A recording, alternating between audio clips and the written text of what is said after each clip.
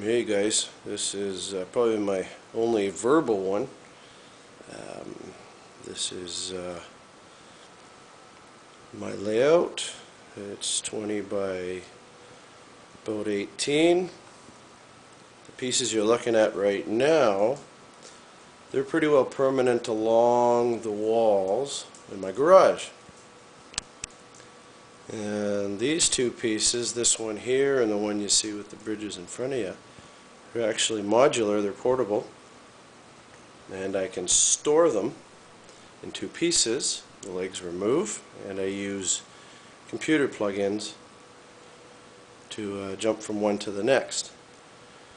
This is my newest section that I've built here. It's in the works. It's a huge yard with a staging over on the far left and a sorting yard on the right, and it's about 11 feet long. The curve you see in front of you, this brings the track over and onto this module, which used to be where the one under construction was. So, like most model railroaders, you never have enough room, you just keep growing.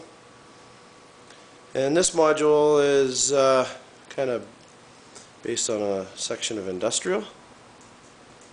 I have a wharf, container terminal in the back, and offloading facility for dry bulk, loading ramps for equipment, and I got a couple of Scratchbuilt oil tanks right here. And those are actually the wrong cars in there, but you get the idea. There's my garage in miniature. Eventually there'll be a house where the excavator is. And this piece you see right in front of you here, and I'll step back so you can see it, is actually a barge module. And the whole intent of this is to onload and offload from the layout these bridge decks. As you can see, they move on and off, and there's quite a few of them. Down in this box you see below here, it's totally airtight, keeps the dust and the spiders out, and that's where I keep all my other railroad cars and locomotives. That's still a work in progress. And as I just whip around over this way, these two pieces right here in front of you, you can see the line down the middle. These two pieces and that barge module all fit in that box, store away. You can see where the line is, it goes right across here. This piece here is almost 6 feet long, and this will store underneath this big long piece you see right here, down under these legs. And eventually what those will be, shelving in there, and they'll store everything, so the whole works can go up against the wall for when I need the garage, for obviously what its intent is, to work on a car or whatever. This piece right here you can basically see there's kind of a pivot point here. There, underneath there's some hinges. And this piece here actually drops down, temporary legs underneath it. So I'm able to walk around over to the workbench on the other side. And as an overview, I guess the best way I can probably do this is to step way back. Way back. And just kind of let you see it all from here. And she's 20 feet down the left-hand side there, and pretty well 20 feet out towards you here, peninsular point-to-point style. The sections along the wall are actually it's a double dog bone. It's 110 feet of main line. I'm able to run my trains. It takes about 4 minutes to 6 minutes, depending on what speed, to go right around. Some of my other videos show the sound engines and what have you. This is the original yard here. It's too small, obviously. And this is now going to be an engine facility. There will be fueling and sanding and what the like. Here's the old turntable, and the roundhouse facility kind of cut to fit, and the turntable actually rotates.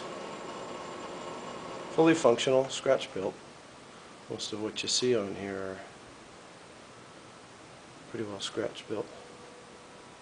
That's a robot car. Back in the late 70s, before they had smaller micro computers in the locomotives, they had this locotrol system for long coal trains. They used to use this blue car to send radio signals to a helper unit mid-train, or DPUs as they're known. This is kind of like one of my favorite scenes here. This bridge here took 3 years to build. It's entirely scratch built, 5.5 feet long and about 1.5 feet high. And it's a scale replica of the Otter Tail Creek Bridge in British Columbia. The snowshed you see up top is entirely scratch built, took a year, and the roof on it is all tongue and groove, scratch built as well. There's the log dump, another scratch built CPR bridge, the black one. And the line you see up above, that's all part of the logging branch, which goes all the way through the snowshed, across the bridge, and switch back up above that shelf, way over to here. By the way, that mountain you see there is 8 feet off the floor. Gives you a good impression when you come closer, and you can actually get the sense that you're right in the scene here. And that's what I'm shooting for here. Alrighty, this rail line you see that curves tight against the mountain, that's the logging grade, which goes through these tunnels, or the upper tunnel, sorry, lowers the main, and goes over the bridge you saw at the far right earlier, and switchbacks, and eventually goes across these high bridges that you see above you. And this is a mining town that's in the works. Needs more detail. Scratch built, kind of modified kit bash station there. And